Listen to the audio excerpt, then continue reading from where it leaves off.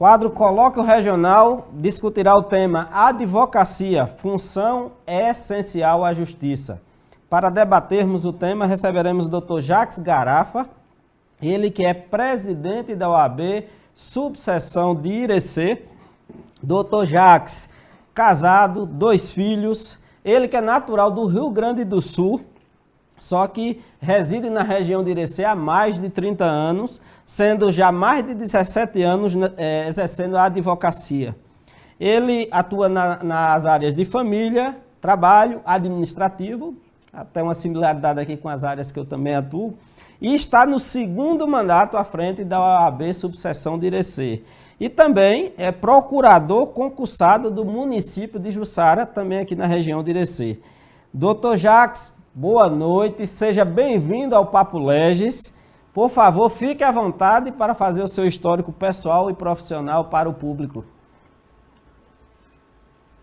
Boa noite, Roberto. É um motivo de muita alegria, enquanto representante da subseção da OAB Irecê e toda a nossa está aqui presente hoje para falar um pouquinho do direito, da advocacia.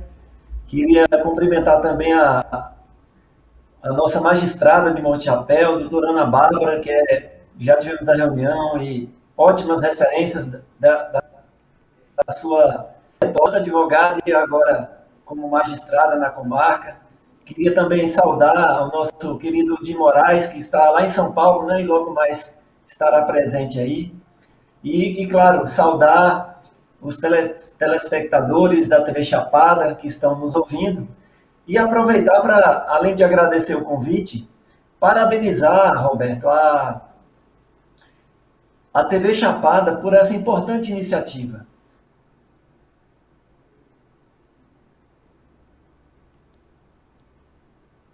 Falar do direito da nossa sociedade, que é tão carente. Então, é um motivo de muita alegria estar aqui hoje para compartilhar um pouco da minha trajetória no direito. E parabenizo mesmo essa iniciativa, que é de grande valia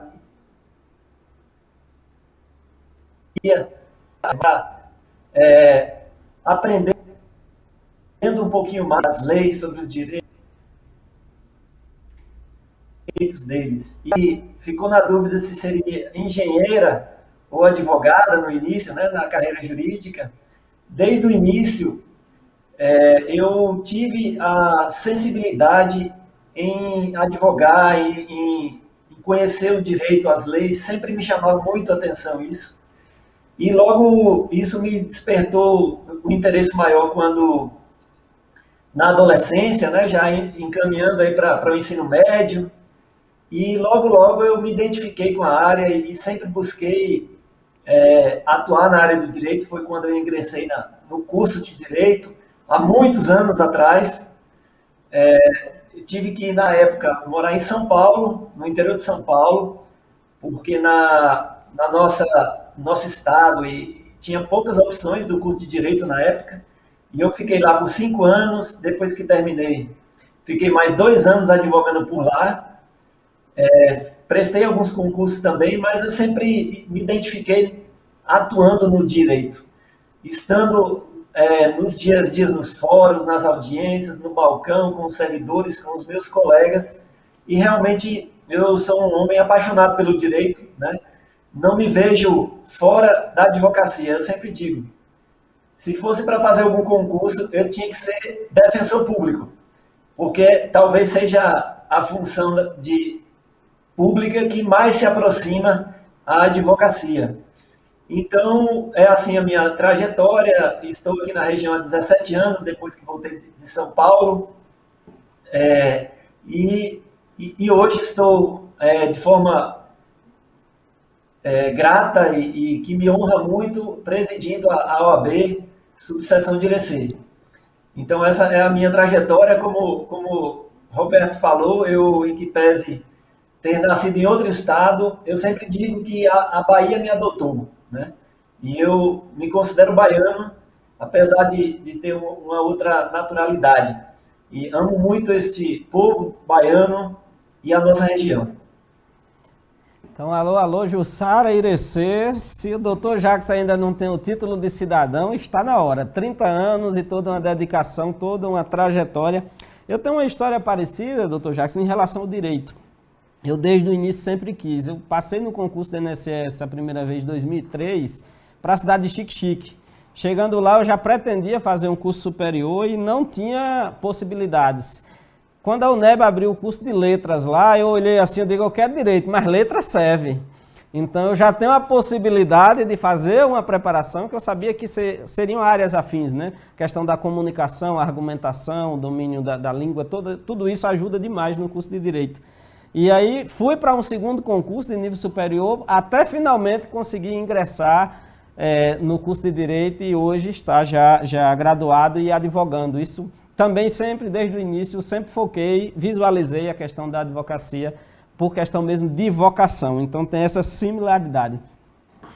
Doutor Jacques, desde o primeiro programa que eu corro atrás dele, mas por questão de agenda, alguns compromissos. Doutora Leonélia, inclusive, veio primeiro. Mas as mulheres sempre chegam primeiro, né? A gente está sempre um passo atrás, não tem jeito. Então, a doutora Leonélia veio primeiro, que é a vice-presidente, e hoje estamos com o doutor Jacques, que é o presidente da subseção de Irecê. E aí já passo para a próxima pergunta, doutor Jacques. A subseção de Irecê, como é que o senhor visualiza esse desafio de presidir essa subseção, que é a subseção de expressão, um número grande de profissionais envolvidos, uma área territorial também muito grande, e assim, se puder destacar algumas ações de destaque, algumas ações que já merecem algum destaque ou que têm alguma representatividade durante essas gestões, já que o senhor já está no segundo mandato, não é isso? Perfeito, Roberto. E eu sempre digo, né, na OAB pode ter indeterminadas eleições, né? E eu sempre fui contra a reeleição, né? Mas, por um clamor da classe, acabei me sujeitando à reeleição. E, de fato, este é o meu último mandato aqui na subseção de Irecê, que acaba agora em dezembro deste ano. Primeiro, Roberto, eu queria dizer que antes dos grandes desafios que a subseção possui, primeiro é uma grande honra para mim, enquanto profissional do direito, presidir a subseção da OAB Irecê, né? É bom, talvez muitos não saibam, né? A nossa subseção em território, ela é a quarta maior do estado. Tem uma expressão grande em nosso estado.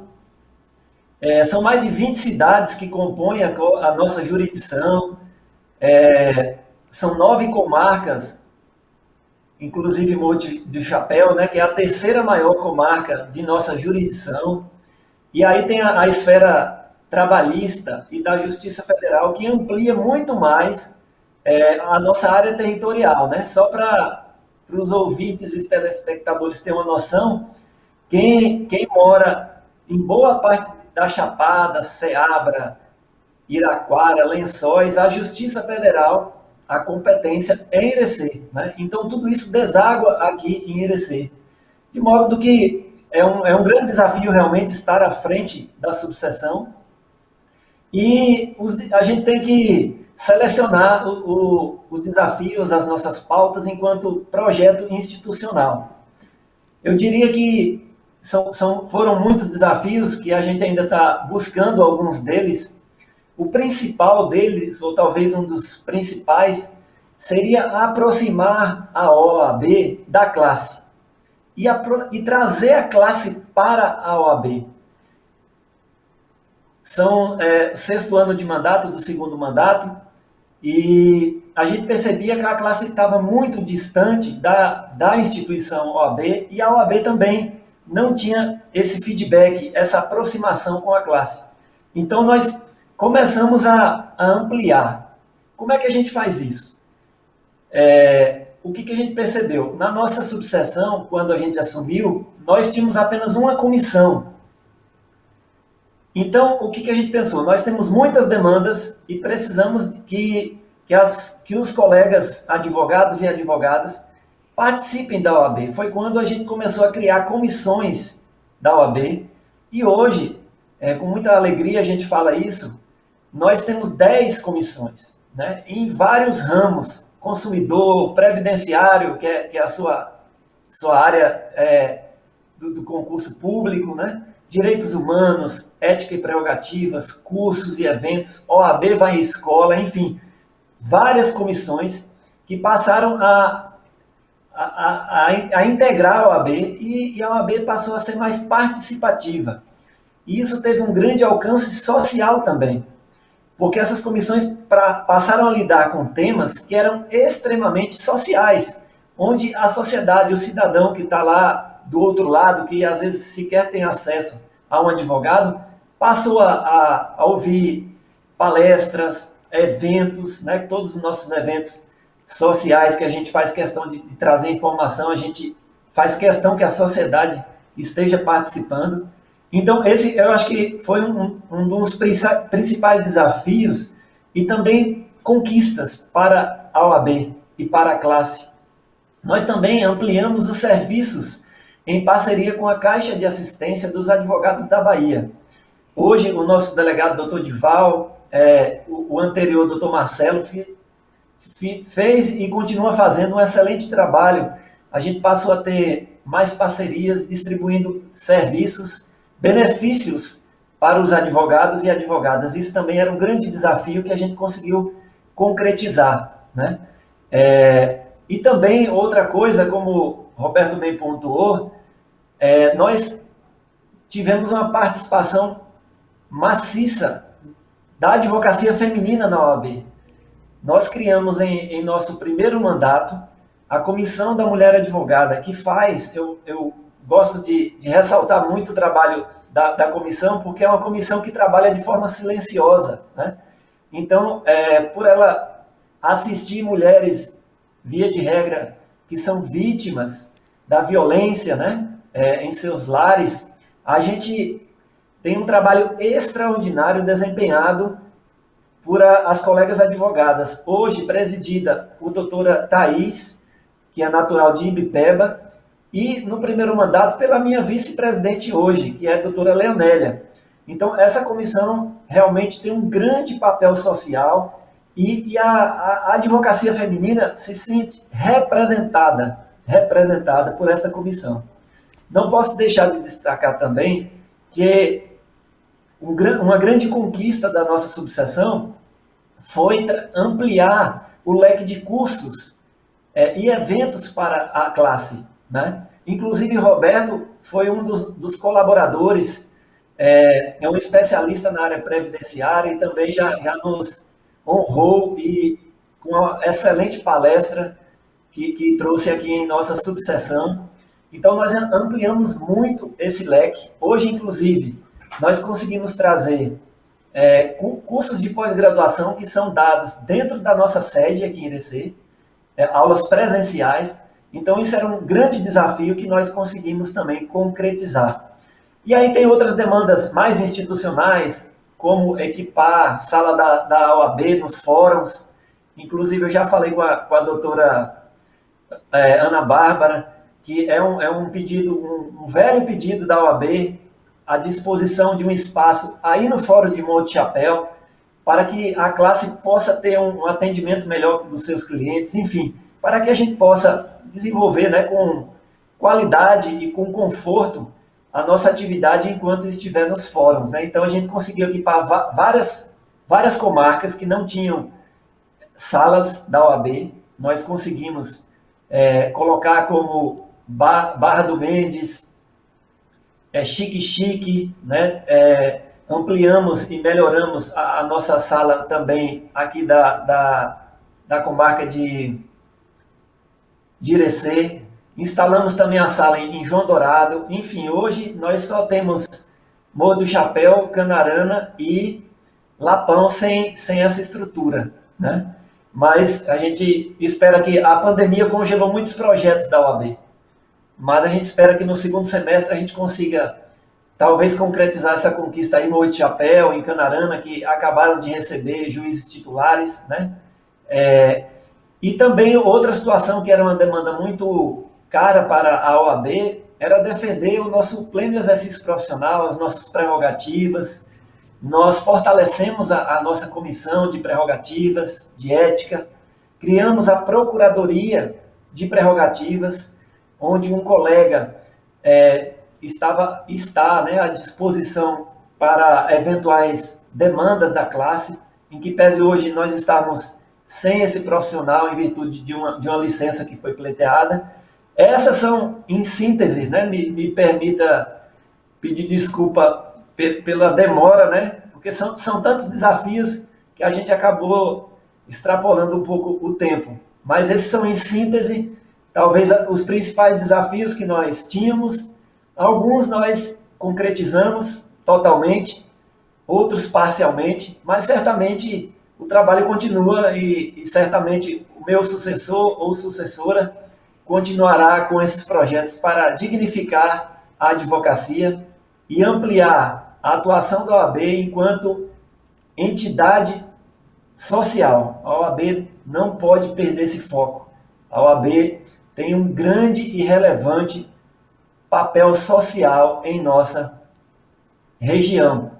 Inclusive, eu queria ressaltar, porque Morro de Chapéu foi a primeira comarca que nós levamos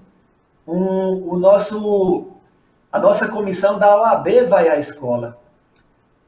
A OAB vai à escola, a gente leva conhecimento às escolas, né? E nós conseguimos instituir essa comissão no nosso segundo mandato. E Morro de Chapéu foi a primeira cidade que foi contemplada com esse projeto, já no final de 2019, mas infelizmente o ano passado, com a pandemia, esse projeto teve que ser cancelado, né, por causa da situação das aulas que não são mais presenciais.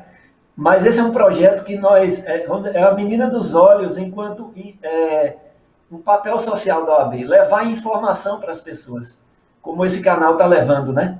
Então, eu creio que esse projeto da OAB vai à escola é de grande relevância para a sociedade em toda a nossa região.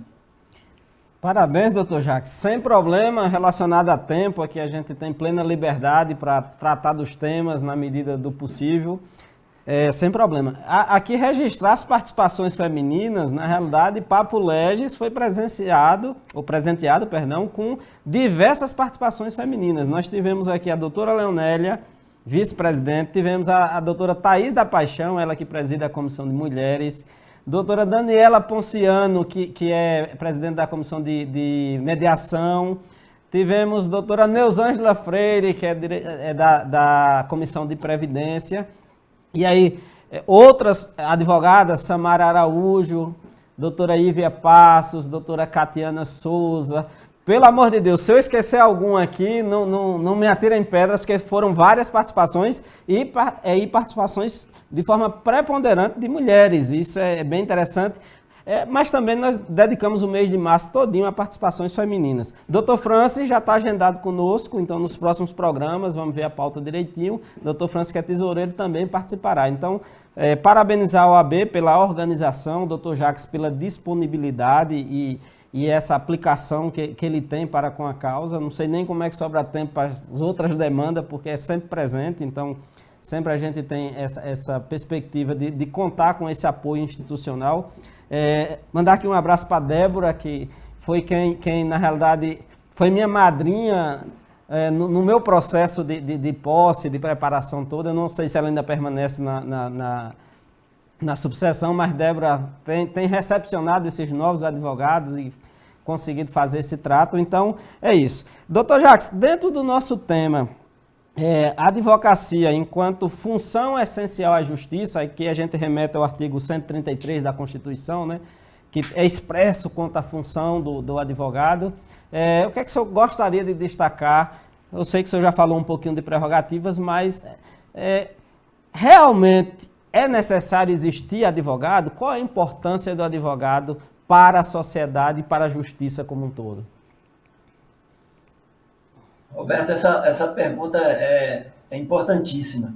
Mas antes de falar dela, eu queria até dizer aqui, saudar as nossas colegas advogadas.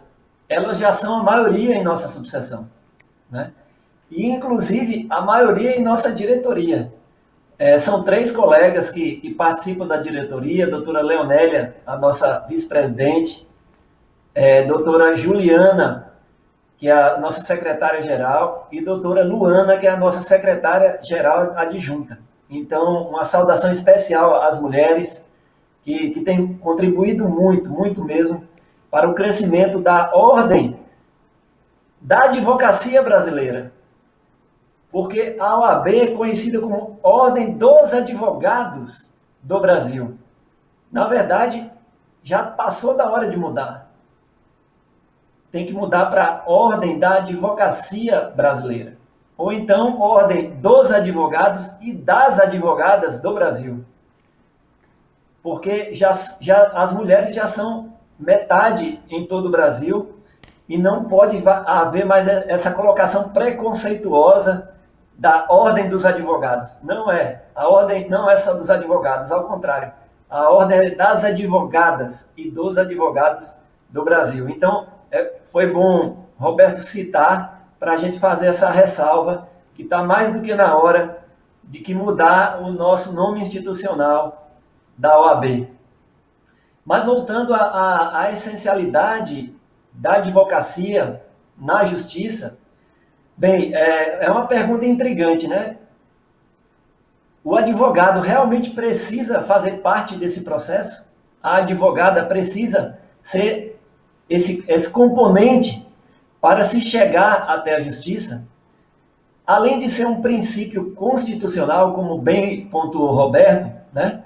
Onde diz que a advocacia é essencial, o advogado, a advogada é essencial à administração da justiça.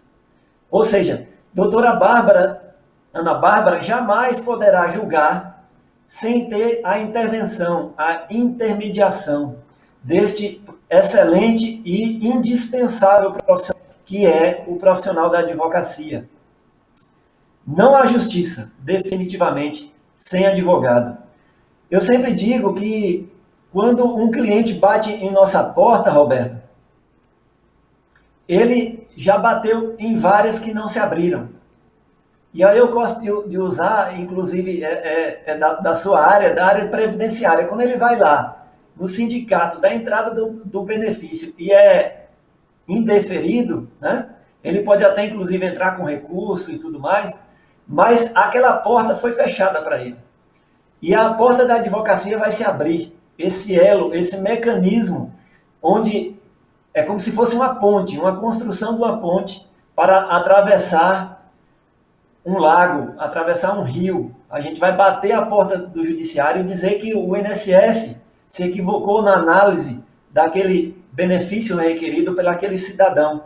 Então, o profissional do direito, ele é o representante, ele é a voz, ele é a vez do cidadão que teve um direito violado, que teve um direito resistido, porque muitas vezes, em que pese o direito não salvaguardar o benefício pleiteado, a apreciação do Poder Judiciário pode ser uma opção do cidadão. Se ele quiser ficar satisfeito com a negativa do INSS, que a gente está usando como exemplo, ele pode bater a porta do judiciário, porque ao judiciário é dado essa prerrogativa de julgar o direito, né? De ouvir as partes e fazer o julgamento. Então, a advocacia, ela é a profissão onde o profissional tem a capacidade técnica. Isso é muito importante a gente falar. Ser advogado e advogada não pode ser para qualquer um. Você tem que estudar lei, né? Tem que se preparar, tem que se especializar, não parar de estudar, para defender a melhor tese do seu cliente, não é? Porque a gente vê, a nossa sociedade está muito carente de informação. Imagina se não existisse a profissão do direito, o advogado. Como é que ele ia pedir para a doutora Ana Bárbara o direito que ele entende viável? Ele não tem conhecimento técnico, né? Então, esse profissional, ele vai ser esse elo de ligação para analisar toda a documentação, toda a questão fática que o cliente traz para levar essa demanda ao judiciário.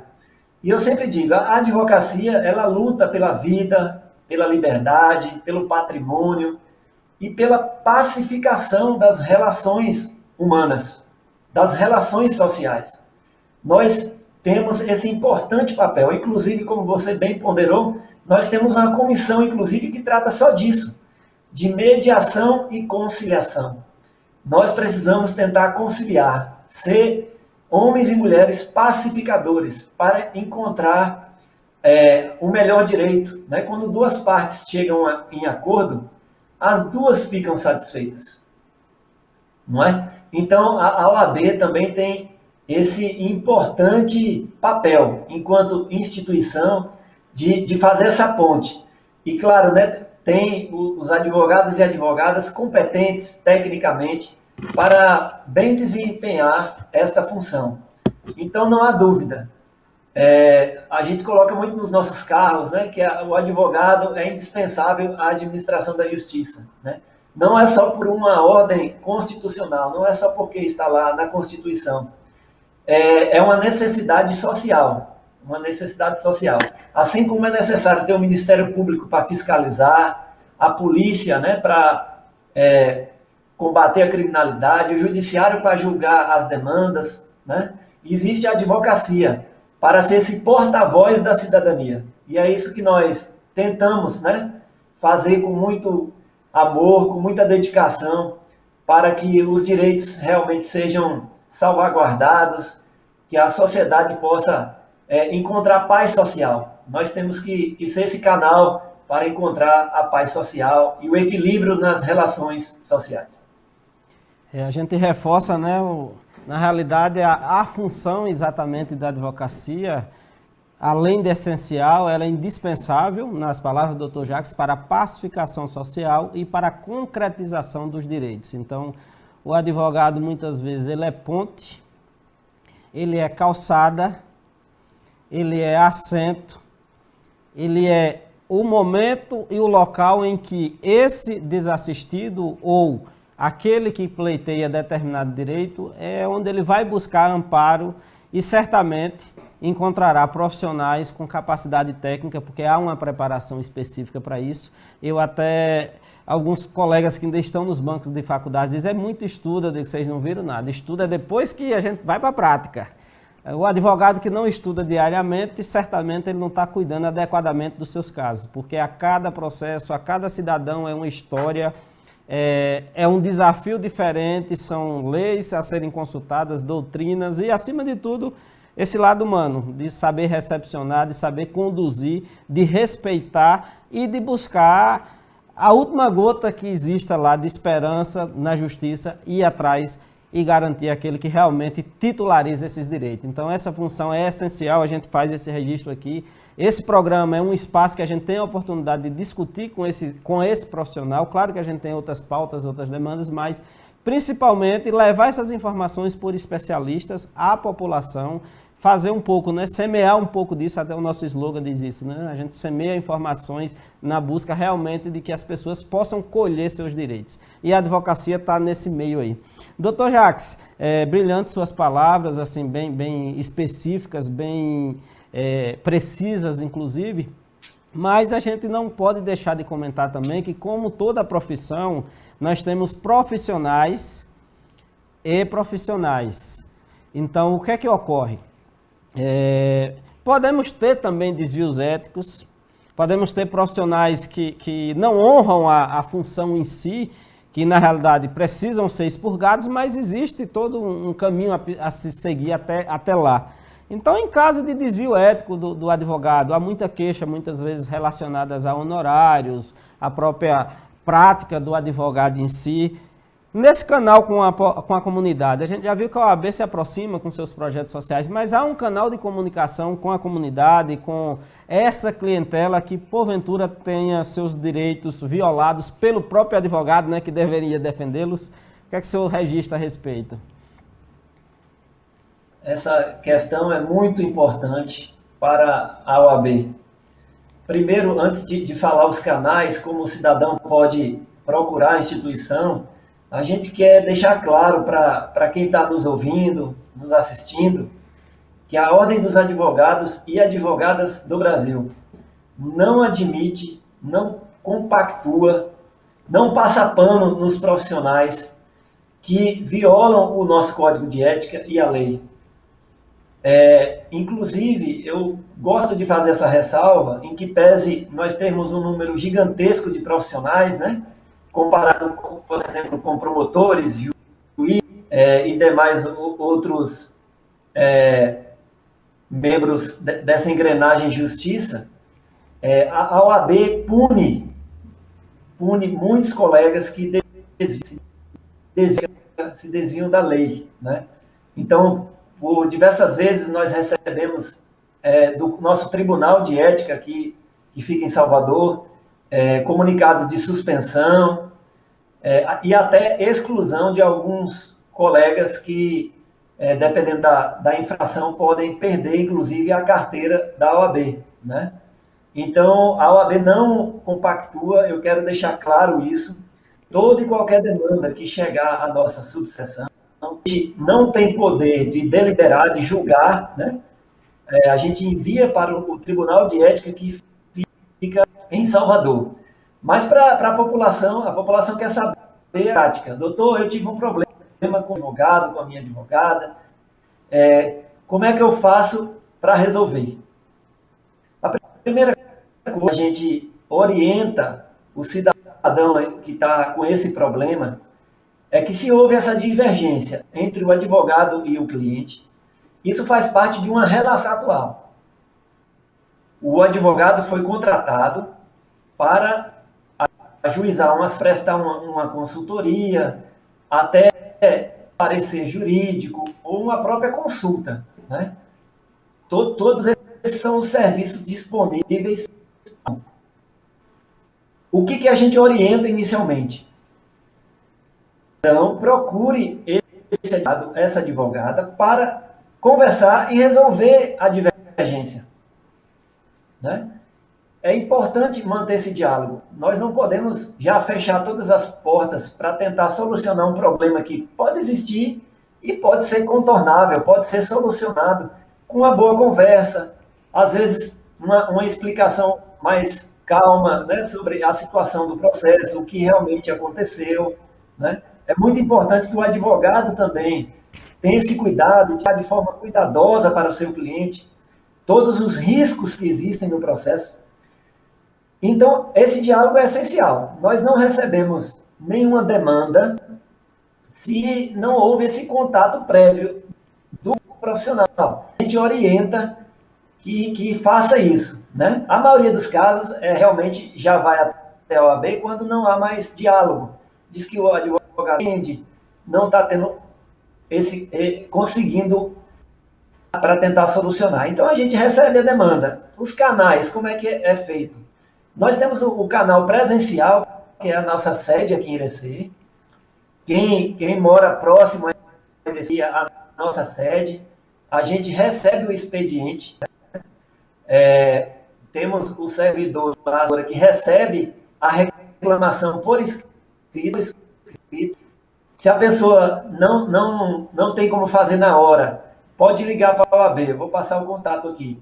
Pedir um formulário onde a pessoa vai preencher, né, dizendo o que aconteceu, relatando, e encaminhar, inclusive, pode ser encaminhado por e-mail, tanto para a subseção, como para o próprio Tribunal de Ética, que fica em Salvador. No caso, quem quiser mandar direto para Salvador, que vai ser mais rápida a tramitação desse processo, só é acessar o site da OAB, www.oab-ba.org.br, e lá tem um endereço onde a pessoa pode mandar uma correspondência. A OAB está em plano 100% digital, e a expectativa é que esse ano ainda as reclamações possam ser feitas 100% virtualmente. Então, ainda não é possível. No entanto, em breve, nós teremos essa ferramenta que vai facilitar o cidadão a ingressar direto em Salvador, né, através de lá e de disciplina, para fazer a sua reclamação. Os contatos da OAB, né, para quem quer tirar alguma dúvida, é 3641-3766, das 9 às 12 e das 2 às 5, nesse período de pandemia, a gente está com horário restrito, né? Diminuímos um pouquinho o atendimento. E a pessoa dá um e-mail para oabrec@gmail.com ou oabrec@hotmail.com para tirar dúvida, para também enviar qualquer documentação. Nós temos esses canais de contato. Então, através dessa representação, é importante falar para o cidadão, para a cidadã que está nos ouvindo. Não basta relatar apenas os fatos. A gente tem muito esse problema, Roberto. O cidadão chega lá dizendo, olha, eu estou com um problema com relação aos honorários com o meu advogado, e ele não traz nenhum documento, absolutamente nada, relacionado ao processo. Então, a gente sempre diz, tem que levar documentos, provas ambientais, mostrar que a infração ética, né, que o advogado desrespeitou a lei, o seu código de ética, a gente enviar para o tribunal analisar. Porque se chegar lá sem nenhum documento que houve, eu vou usar uma hipótese, uma apropriação, né? O advogado ou quase todo o valor da indenização, por exemplo. Eu estou apenas conjecturando aqui para que o ouvinte compreenda melhor. A gente dá cópia do alvará, né? Que o advogado que sacou, o número do processo, essas provas, né, que ele representava nesse processo, porque quando o cliente assina a procuração, ele dá poderes para esse advogado sacar dinheiro. Então, é importante que leve provas para que o processo tenha resultado. Porque muitos aconselham, olha, se do jeito que está não vai dar certo. Aí a pessoa acha que é difícil, que não consegue produzir essa documentação, e não é tão difícil assim. Inclusive, pode até a outro colega, a um serventuário da justiça, onde o processo está tramitando, né? Nós estamos com esse período de difícil acesso ao judiciário, né? Os fóruns não estão atendendo ainda realmente, mas, assim, existem canais de comunicação no próprio Poder Judiciário que qualquer cidadão pode fazer. É importante falar isso para o cidadão. Existem canais no site do Tribunal de Justiça da Bahia que facilitam do cidadão para saber do seu processo, se tiver tendo dificuldade em falar com o seu advogado, evidentemente. Então, é bom que quem nos ouve, quem tem um problema a resolver em virtude de divergência com relação ao contrato estabelecido entre advogado e cliente, leve as provas para facilitar a análise do nosso tribunal. Eu não sei se, Roberto, tem mais algum questionamento que a gente pode melhorar essa intervenção. Na realidade, assim, fica evidente que é uma espécie de acusação, então você que acusa tem o ônus de apresentar essas provas, né? A mera denúncia não é suficiente, porque é uma relação também contratual, né? Ela tem um contrato prévio, pelo menos pressupõe, mesmo que um contrato tácito, né? Que nem, eu sei que a OAB não recomenda, mas nem todo profissional faz esse contrato formal, né? Por escrito, tudo certinho.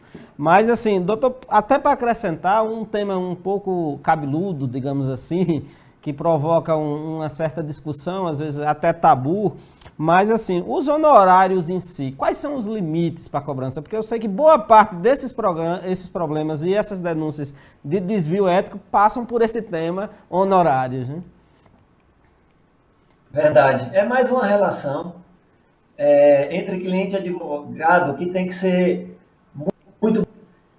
E o Roberto ponderou muito bem. Eu sempre chamo a atenção, não sei se o Roberto se recorda, eu tive inclusive a prazer de fazer a entrega simbólica, né, virtual da carteira de Roberto em nossa subseção, para que a classe tenha esse cuidado de fazer o contrato de honorários por escrito. Esse é um problema gravíssimo que nós enfrentamos em nossa subseção. E eu digo mais, em todo o estado da Bahia. Esse é um problema corriqueiro, onde aflige os clientes e classe. Porque um contrato de honorários verbal é muito difícil ser provado. né? Geralmente o contrato é feito entre cliente e advogado, não tem testemunhas, né? Então, como é que foi o verbal? Então, até para o Tribunal de Ética julgar de discussão com relação ao contrato de honorários, sem documental, é muito complicado. E o contrato por escrito é uma segurança, tanto para o advogado como para o cliente. Eu sempre digo, eu não assino a procuração primeiro, eu sempre assino o contrato de honorários primeiro com o meu cliente, dizendo quais são as condições de prestação de serviço. Porque é importante também para dizer, registrar, que quem contrata um advogado, contrata um serviço. Você não está contratando um produto. Você não está contratando um resultado final. Né? Você está contratando um profissional que vai se dedicar melhor, deve fazer isso, trabalhar com afinco, né? Com destreza, com profissionalismo, para representar bem o seu cliente. Mas aquela contratação não garantia de resultado útil do processo.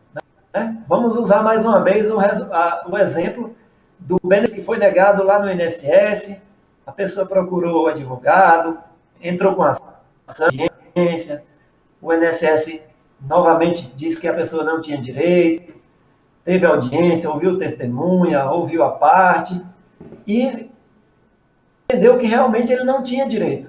Né? Aquilo não pode ser atribuído ao advogado. O advogado, claro, tem que fazer o bom serviço, prestar o excelente serviço, tem que orientar bem o seu cliente, né? Dizer quais as provas necessárias para conseguir a satisfação daquele direito. Mas é importante que o ouvinte, o telespectador, perceba isso, né? Que o advogado não pode dizer que vai entregar o direito, porque o advogado não é ele que julga. Como a gente bem ressaltou, o advogado é a ponte, é o elo, é a calçada, como o Roberto pontuou, para tentar efetivar, concretizar esse direito. Então, antes de mais nada, é importante que a gente registre essa situação sobre honorários.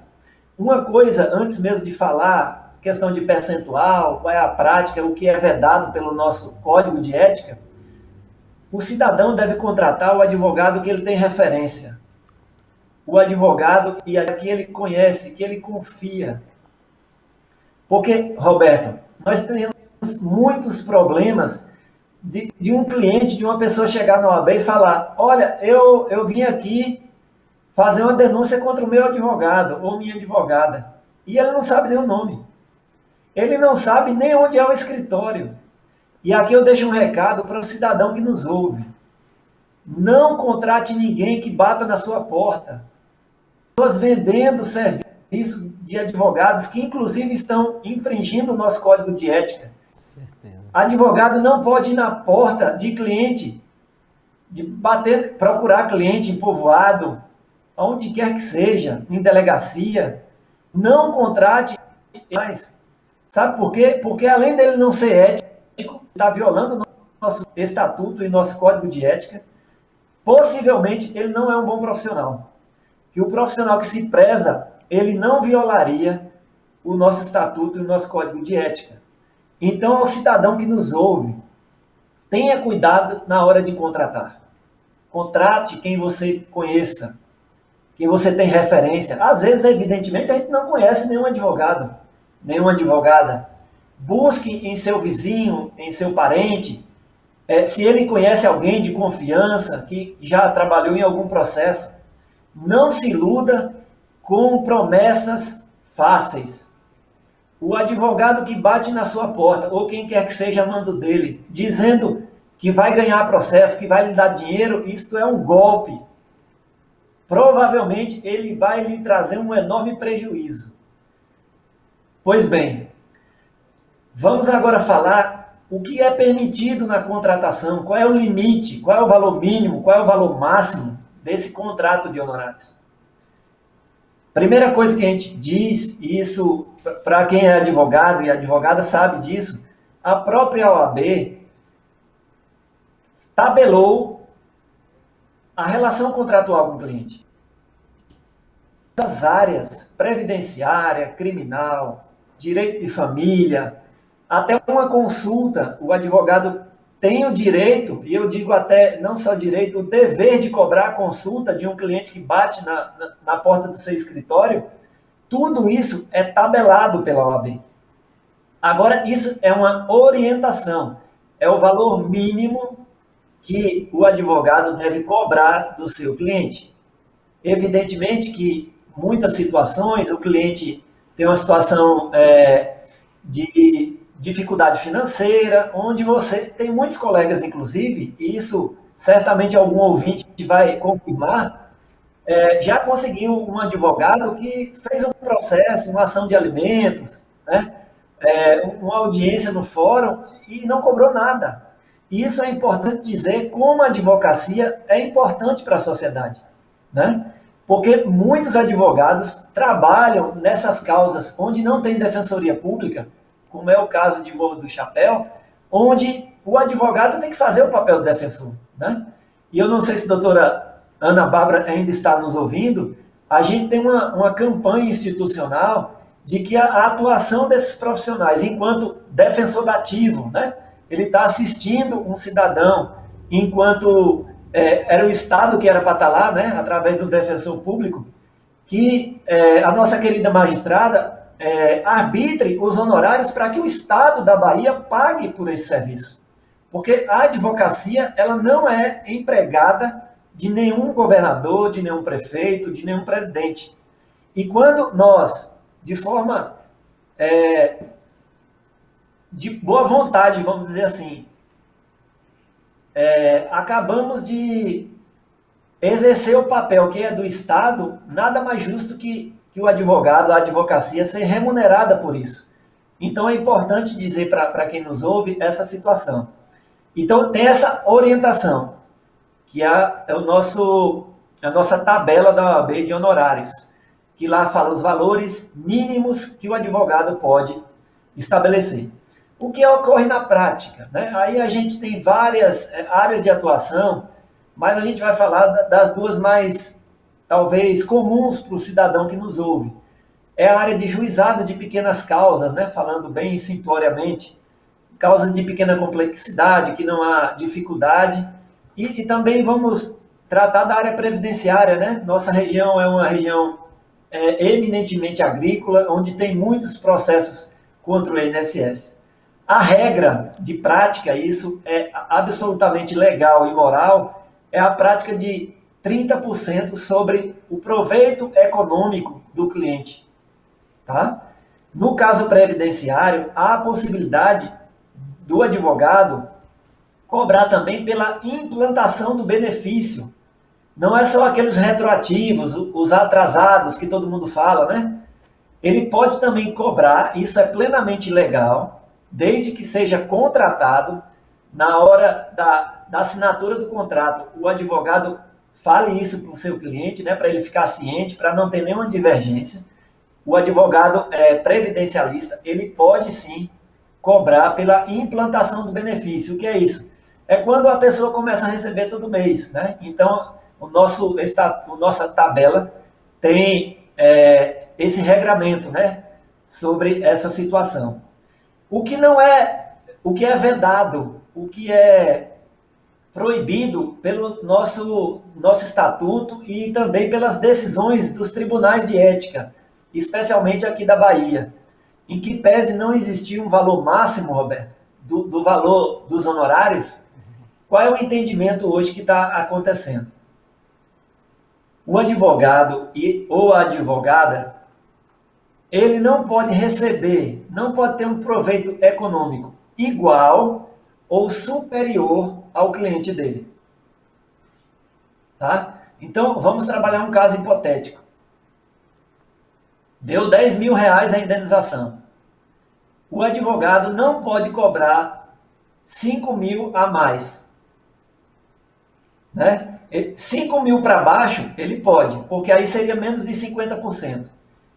A maioria das decisões entende que esse tipo de contrato seria vedado, seria proibido, porque não é proporcional o advogado receber mais que o cliente dele. Tá? Então, num valor econômico, quando a gente fala em valor econômico, né? Quando vai ter um resultado financeiro, quando a pessoa vai receber dinheiro, não tem sentido o advogado ganhar mais que o próprio dono do direito. Né? Se a parte, porque o advogado não está pedindo para ele.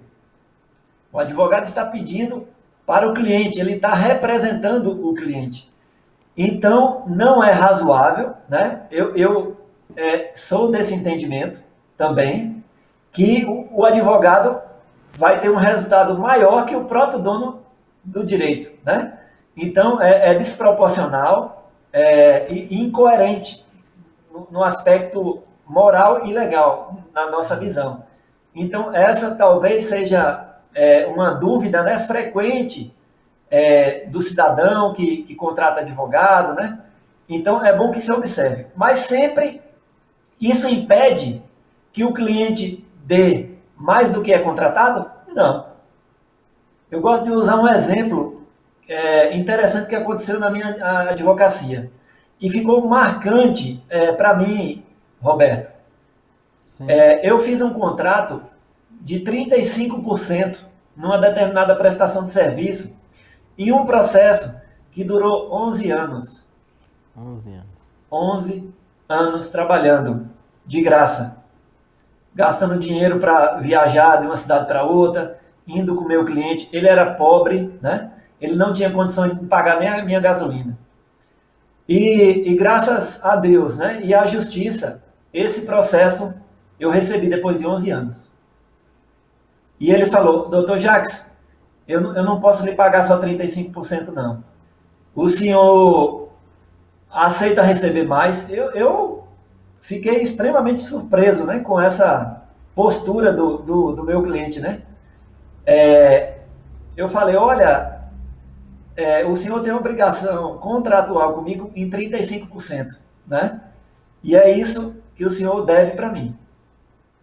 Aí ele falou: não, eu vou lhe dar mais. E aí ele me deu mais 15%. Todo o benefício econômico que ele recebeu, né? Ele achou justo dividir comigo. E eu falei: olha, isso não é obrigação do senhor, eu estou satisfeito, eu estou feliz com o resultado do processo, né? Eu cobrei 35% justamente porque sabia que eu ia ter essa dificuldade, que era um processo bastante complexo, né? E mesmo assim, o cliente quis dar esse direito, né, de ratear exatamente 50% para ele e 50% para mim. Então, isso é plenamente possível. É possível também a parte concordar, dizer: olha, eu não quero lhe pagar só 50%, por exemplo. Eu quero lhe pagar mais, eu quero lhe dar aqui na região usa muito a expressão agrado, eu quero dar um agrado, né? E dar um valor maior que possa superar, inclusive, os 50%. É claro que isso não é corriqueiro, né, na nossa atividade do dia a dia, mas isso é evidentemente possível. Então, eu não sei se eu fui claro, e Roberto, se quiser fazer algum questionamento específico, para a gente... Isso é um tema muito importante para a advocacia e também para o cidadão que muitas vezes trata muito rapidamente com o advogado essa questão dos honorários. E eu acho que a advocacia tem que ter esse cuidado. Tem que ter calma na hora de fazer o contrato, né? Dizer todos os riscos do processo, como é que vai ser essa divisão de honorários, o que é o bendito honorários sucumbenciais, né? Que às vezes causa transtorno também para os advogados. É importante a gente informar, porque esse cidadão que bate na porta do nosso escritório, ele não sabe. E a gente não pode esquecer desse detalhe, né? Para que a relação entre cliente e advogado seja a mais transparente possível. E que esse cliente saia satisfeito e indique 1, 2, 10, 100 pessoas para lhe procurar. E eu sempre digo, agora o recado é para a advocacia, né? Um cliente satisfeito, né, com a nossa prestação profissional, ele vai ser a melhor publicidade, a melhor propaganda da advocacia, né? Vez ou outra eu me surpreendo com indicações de ex-clientes meus que têm 3, 4 anos que não aparecem mais no escritório, né? Então, essa relação tem que ser muito transparente, né, para que não exista dúvida e que, assim, eu falei que a OAB é uma pacificadora, né, de relacionamentos, a gente tenta sempre contornar litígios. Nós não podemos ser protagonistas e criar litígios entre a advocacia e clientes. Ao contrário, né? A gente tem que pacificar e cada vez mais deixar essa relação mais tranquila, mais harmoniosa possível. Excelente, doutor Jackson. Uma verdadeira aula para todos nós, assim, bem claro. E até com os exemplos, ajudando a compreensão em si. Aprendemos bastante. Então, agradecemos pela disponibilidade, pela participação. O programa Papo Legis, no quadro Colóquio Regional, recebeu o Dr. Jacques Garafa, ele que é presidente da OAB, subseção Irecê. Então, Dr. Jacques, fique à vontade para suas considerações finais. Roberto, eu queria até, antes de agradecer novamente o convite, e também pedir desculpa pelas constantes negativas, né, em virtude de agenda, de algumas dificuldades que nós tivemos para definir essa data. Me perdoe por ter demorado tanto. E também, né, como advogado geralmente gosta de falar muito, né? Me perdoe aí a você, aos seus espectadores, pela demora, né? Eu acho que eu falei demais, acabei talvez sendo um pouco maçante aqui a minha participação, peço desculpa a todos, mas eu queria dizer o seguinte, e essa frase é do nosso inesquecível Rui Barbosa, um baiano que talvez não, que é o maior expoente da advocacia em todo o Brasil, não é da Bahia, porque ele era baiano, ele é a nossa referência enquanto advogado. E ele tem uma frase emblemática para o cidadão, né? Quando ele se dirige ao cidadão, aquele que busca a justiça, que busca o seu direito. Ele diz o seguinte: não desista do seu direito, pois quem não luta pelo seu direito não é digno dele. Não descanse. Bata em todas as portas. Procure um advogado, uma advogada de sua confiança. Leve a sua demanda para ele apreciar. Porque não tem mais nada sagrado do que você ter um direito violado e depois esse direito ser reparado, né? Esse direito ser recolocado na prática, né? E então que o cidadão que nos ouve, que ele procure realmente lutar pelo seu direito, não deixe para lá, porque a gente vê que diariamente muitos direitos são violados e muitos acabam desistindo. Não desista, né? Se o direito é seu, a justiça vai lhe dar, pode ter certeza. Mais uma vez, obrigado. Em nome da OAB, subseção de Irecê, quero parabenizar este evento. TV Chapada realmente traz esta janela de oportunidade, de informação, de conhecimento, de entretenimento, né? Eu vou ficar ligado aqui para ver o nosso querido amigo Di Moraes, né? Di Moraes, vai estar logo adiante. E é um momento de muita alegria para a OAB participar desse quadro. Um abraço, Roberto, e a todos. Obrigado. Obrigado, Dr. Jacques. Esse foi o nosso colóquio regional. Vamos fazer um pequeno intervalo e na volta, prosando à torta e à direita com Di Moraes, humorista, ele que está de São Paulo. Di já está pronto no link ali, a gente já vai bater um papo bem interessante nesse momento cultural aqui do nosso programa. Um pequeno intervalo.